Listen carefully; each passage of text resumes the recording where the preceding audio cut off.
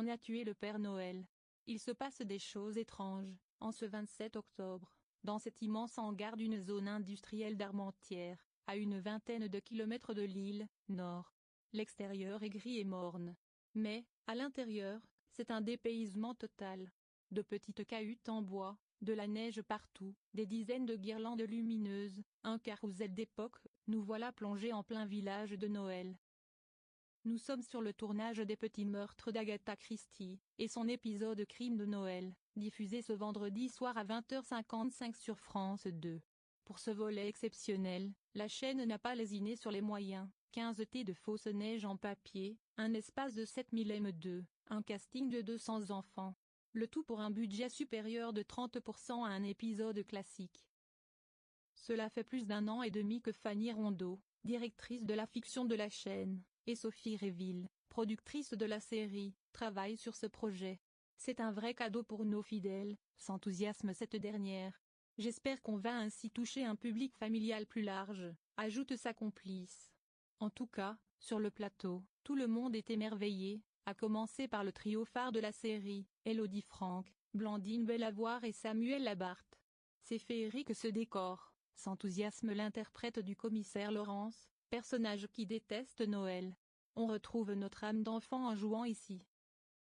Lire aussi plus grand que rencontre avec les fans de la série. C'est le moment pour le comédien et son acolyte Élodie Franck, la pétillante secrétaire Marlène, de tourner une scène dans le village de Noël. Mounjig et Seb Couture, le chef décorateur, a pensé à tout, des stands de pommes d'amour, de jouets, de décorations pour le sapin, ainsi qu'un traîneau rempli de cadeaux et même un ours polaire animé. Des dizaines de figurants habillés de tweed, de velours et de feutrine suivent les indications du réalisateur Rodolphe Tissot. Les deux héros s'approchent d'un cabanon en bois pour interroger son propriétaire. Car, dans cette ambiance de fête, il leur faut résoudre le meurtre d'un homme déguisé en Père Noël qui a eu lieu sous les yeux de 2 enfants de l'orphelinat voisin. Une intrigue totalement inédite. C'est la première fois qu'un épisode n'est pas tiré des écrits d'Agatha Christie. Mais, attention, l'arrière-petit-fils de la romancière, Jeanne Pritchard, à la tête de la société qui gère les droits de son œuvre, a donné son aval. Présent sur le plateau ce jour-là, il ne cache pas son enthousiasme. C'est une histoire que mon arrière-grand-mère aurait pu écrire. Si elle était là aujourd'hui, je pense qu'elle serait très fière. Des cris enjoués d'enfants retentissent. Il tourne une scène sur le carrousel, c'est le moment d'attraper le pompon. Attention, prévient le réalisateur, vous devez avoir l'air de vous amuser, mais en silence. Allez, je veux des sourires.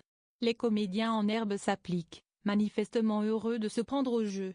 Leurs aînés avouent avoir été bluffés. Un vrai conte de Noël. Vidéo. Les coulisses de l'épisode.